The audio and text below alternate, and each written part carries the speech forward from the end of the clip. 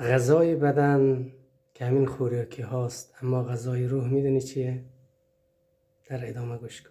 بسم الله الرحمن الرحیم. امیر المؤمنین علی علیه السلام میفرماید که غذای بدن همین خوراکی هاست، یعنی مواد غذایی که میخوری باعث میشه که بدنت پابرجا باشه، اما نباید اینقدر زیاد روی بکنی که بدنت کسل باشه، نه اونقدر کم که بدنت قوت طاعت خدا رو نداشته باشه.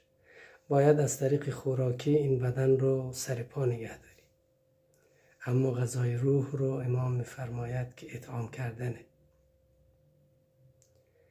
یعنی چی؟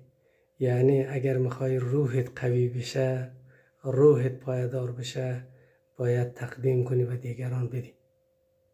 اگر اطعام کردی، تکریم کردی، کرم کردی، به دیگران دادی، روحت قوی میشه.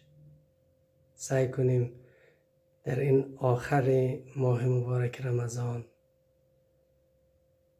به ایتام مساکین دسترسی بکنیم تا روحمون قوی بشه انشاءالله.